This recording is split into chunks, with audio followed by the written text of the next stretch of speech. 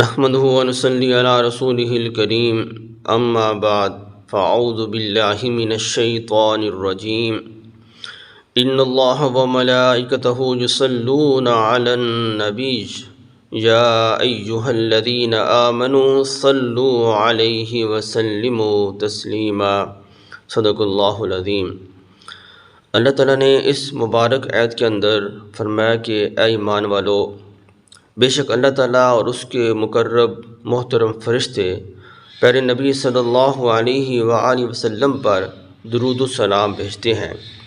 اے ایمان والو، تم بھی ان پر درود بھیجا کرو اور خوب سلام بھیجا کرو۔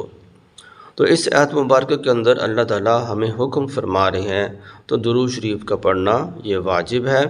اور جب بھی پیارے نبی صلی اللہ علیہ وآلہ وسلم کا مقدس مبارک نام ہمارے کانوں میں پڑے تو ہم پر لازم ہے، واجب ہے، ضروری ہے کہ ہم اپنے محبوب نبی صلی اللہ علیہ وآلہ وسلم پر درود و سلام کا نذرانہ پیش کریں، اور صلات کی نسبت اگر اللہ تعالیٰ کی طرف کریں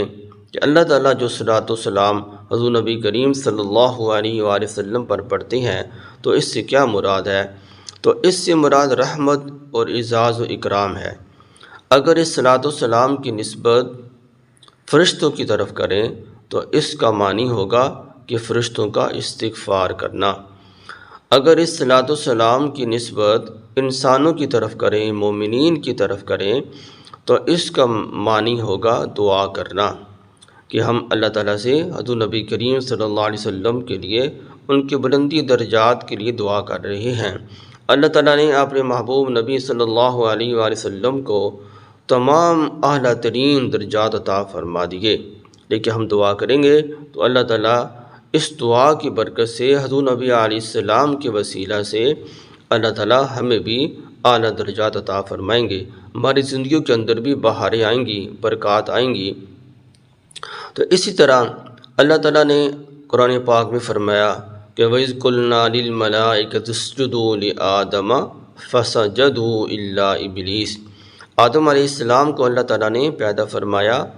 اور یہ نہیں حکم دیا ملائکہ کو اے ملائکہ میں بھی آدم کو سجدہ کرتا ہوں اور آپ بھی آدم علیہ السلام کو سجدہ کرو، ایسے نہیں فرمایا، بلکہ فرشتوں کو صرف حکم دیا کہ آدم علیہ السلام کو سجدہ کرو۔ لیکن درود و سلام کے بارے میں اللہ نے فرمایا کہ اے میرے ملائکہ، میں اپنے محبوب نبی صلی اللہ علیہ وسلم پر درود بھیجتا ہوں اور آپ بھی بھیجو، اے ایمان والو تم بھی ہمارے ساتھ اس عمل میں شریک ہو جاؤ۔ تو یہ حضور نبی علیہ السلام کی افضلیت اور آپ کی بلندی شان، علو شان کی علامت ہے کہ اللہ تعالیٰ اس عمل میں خود بھی شامل ہوئے ہیں کہ خود بھی درود السلام اپنے محبوب پر پڑھتے ہیں۔ حضرت عبداللہ بن عباس رضی اللہ تعالیٰ عنہما فرماتے ہیں کہ جب یہ آیت مبارکہ نازل ہوئی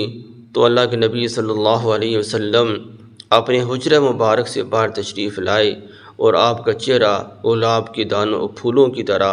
انار کے دانوں کی طرح ایسے 14ویں رات کی چاند سے بھی زیادہ یہ کھلا ہوا تھا۔ آپ بڑے خوش تھے۔ آپ نے فرمایا کہ میرے صحابہ مجھے مبارک دو، آج اللہ تعالیٰ نے میرے لیے، میری بلندی شان کے لیے، میری افضلیت بیان کرنے کے لیے ایک ایسی آیت اتاری ہے کہ جو مجھے دنیا و ما فیہا سے بہت ہی محبوب اور پسند ہے۔ تو آپ نے اس آیت مبارکہ کو پڑھا، ان اللہ و ملائکتہ یصلون علی النبی۔ عبداللہ بن عباس رضی اللہ تعالیٰ عنہ فرماتے ہیں کہ جب آپ علیہ السلام اس بات کو ارشاد فرما رہے تھے تو آپ بہت ہی خوش تھے۔ آپ کا چہرہ گلاب کی دانوں پھولوں کی طرح، انار کے دانوں کی طرح کھلا ہوا تھا۔ تو میں نے کہا یا رسول اللہ صلی اللہ علیہ وسلم ہنیئا لک یا رسول اللہ، اے اللہ کے نبی صلی اللہ علیہ وسلم آپ کا مبارک ہو۔ تو ہمیں بھی چاہیے ہم بھی اپنے محبوب نبی صلی اللہ علیہ وسلم پر کثرت سے، محبت سے، عشق سے درود شریف کا نذرانہ پیش کریں، اور ہم بھی اور آپ بھی مل کر یہ کہہ دیں ہنیئا لک یا رسول اللہ، اے اللہ کے رسول صلی اللہ علیہ وآلہ وسلم،